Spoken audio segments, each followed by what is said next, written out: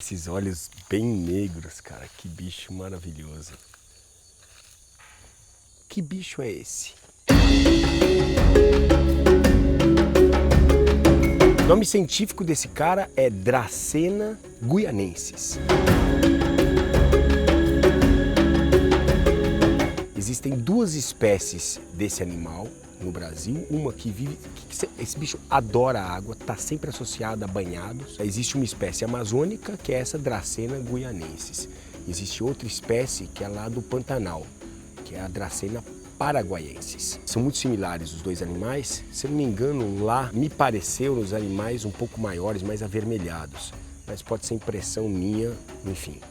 E não significa que seja fato. Esse cara aqui, ele é um parente do teiu, só que ele vive grande parte da vida dele na água. O refúgio dele é a água. Naturalmente, ele na época reprodutiva, ele vai colocar os ovos no seco. E ele tem um hábito alimentar que é muito curioso, porque o principal alimento desse cara são esses caramujos, que variam em tamanho. Tem caramujos que são gigantescos, mas o principal alimento dele são os caramujos. Lá no Pantanal, inclusive, eles competem com os gaviões caramujeiros pelo mesmo caramujo.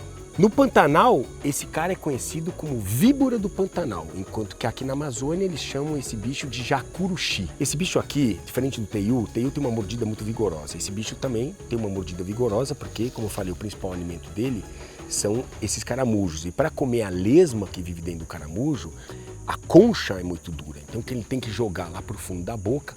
Ele tem uns dentes arredondados, parece dente de gente, né? São arredondados, não são pontiagudos, porque são feitos justamente para quebrar essa casca, apesar de ele se alimentar de crustáceos e outros animais invertebrados que ele encontra, e eventualmente até peixe, mas o principal alimento dele realmente são essas lesmas. Por que no Pantanal chamam ele de víbora? Porque esse cara, por conta desse alimento, por conta dessas lesmas do qual ele se alimenta, essas lesmas normalmente são animais que vivem nesses banhados e são animais que têm uma biologia de bactérias, tudo. Então esse cara tem na boca uma flora bacteriana que, se eventualmente ele chega a te morder, eles são muito combativos. Esse cara não leva desaforo, não. A primeira coisa que ele faz é fugir para dentro da água. Ele não quer embate. Mas, caso seja necessário, esse cara é guerrido. Esse cara ele tem uma personalidade própria dele. Ele vem para cima para se defender, para contra-atacar. Se por acaso o sujeito levar uma mordida desse bicho aqui, a flora bacteriana faz com que o machucado infeccione de uma maneira fora do comum. Que se fosse um outro teiu, um teiu comum, tupinambis, já não traria esse nível de machucado.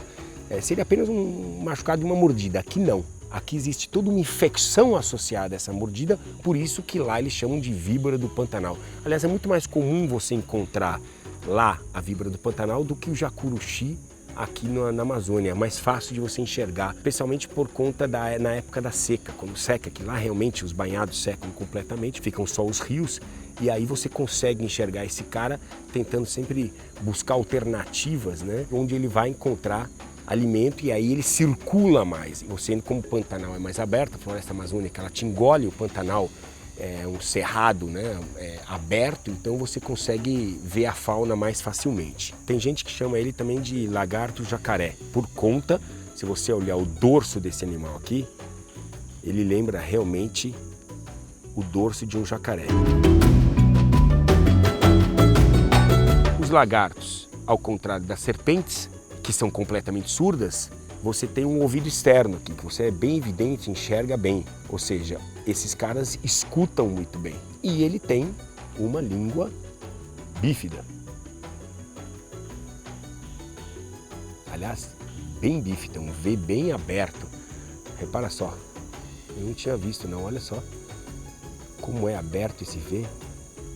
Para quê? Para sentir os cheiros do ambiente, captar as partículas de ar e levar para interpretação. E olha o tamanho das garras, cara.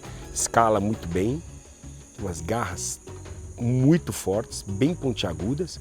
A exemplo de outros répteis, como por exemplo os crocodilianos e até próprios os quelônios, diferente da serpente já não tem essa necessidade, mas eles têm essa necessidade de absorver os raios solares, questão de vitamina D, para ajudar no processo de, primeiro para ajudar no processo digestório e na absorção do cálcio. Então você tem esses caras subindo em troncos na beira dos rios, ou dos garapés, das lagoas, enfim, para poder... Como você vê as tartarugas quelônias, você também vê esses caras. Agora eles são extremamente ariscos, meu. É um bicho interessante, meu. E raro.